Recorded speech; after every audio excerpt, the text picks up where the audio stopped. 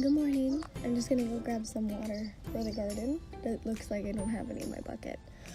I have some in my bucket sometimes, but I usually fill it from another source. So I think I'm gonna go and get some more water from my bucket before I start gardening. But it seems that in my garden, the peas have come up, which is really cool. So they're right here. These are all peas. Just in case you're wandering around your garden and you planted peas and you don't know what they look like, I put these in my greenhouse, and so they look like that. And all my tomatoes came up, and they look like this.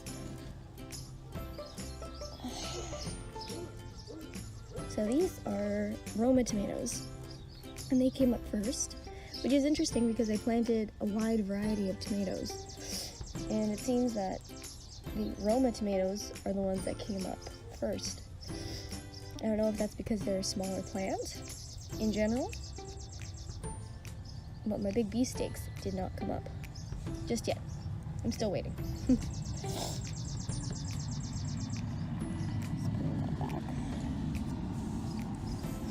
And this pea plant looks like it's ready to be transplanted. Good morning. You can see all of the roots, and we have two friends. It's got 2 worms in the bottom, and that's what I really like about making your own cups, because I make my own seed cups just out of newspaper. Is that they're biodegradable and they tend to fall out of the bottom, but the plant is quite secure. Like, I could drop it and it wouldn't fall, like it wouldn't break apart. And I think we have 2 pea plants in here. They're a little bit crowded. I might have to do some transplanting or just put her outside where she belongs. But you can always tell that a pea plant is a climber, or any plant is a climber, when they have those little hands sticking out. See these little tiny twigs? There's another little hand right here. Right there. And they grasp onto things with those. So if you planted a bunch of seeds, oh, hello from Oz. Hello, Trenton. Trent742. It's good to see you this morning. So I was just really hoping that some of my other plants would come up. And maybe you could tell me if this is a weed or not, because I planted a whole bunch of herbs. I'm just gonna put hair back. I planted a whole bunch of herbs, but I'm assuming that this is a herb. It's got a long, thin shaft right there, and it's got some leaves off of it, and I'm gonna try eating it, because sometimes even young herbs have a flavor.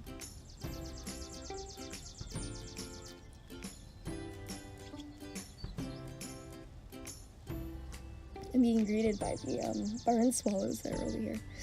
Oh, a thing about barn swallows, if you see them, our pea plants jumped up so fast. Yeah, they tend to be the first ones that you just plant right in the ground. And you plant them into the ground after the first frost. Sorry, the last frost.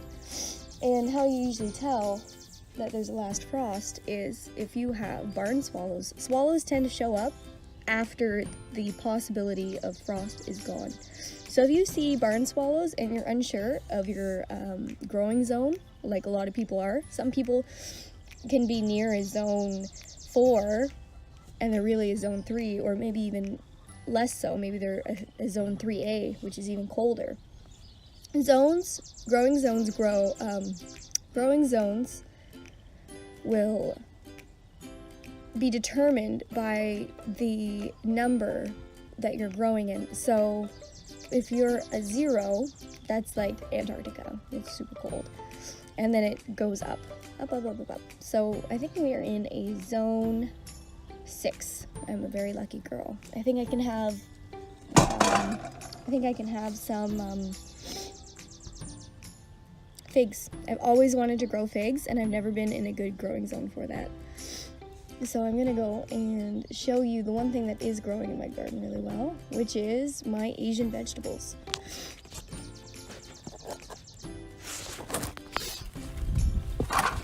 Morning, Countess.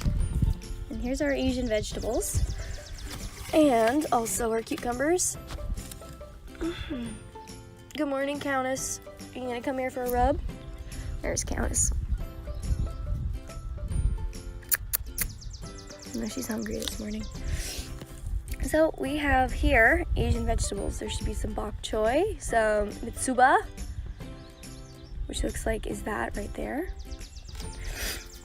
And we also have our cucumbers. We've already started them in the garden. And they'll start to change their leaves. They come up with the big broad flat leaf, and then they change to an even bigger leaf with spiky sides. You can see the structure of that leaf is much different than the first one. And these are my lettuces. And they're doing quite well. I left the door off of them last night to harden them a little bit so that they won't die immediately when I transplant them. But it seems that's it for now. Oh, and I really did plant the rhubarb. I planted it next to a really big pile of manure. So they're heavy feeders. They're little piggies. So if you have rhubarb and it's not doing well, it's probably because you're not fertilizing it enough. So have yourselves all a beautiful day, and I hope you two are also gardening.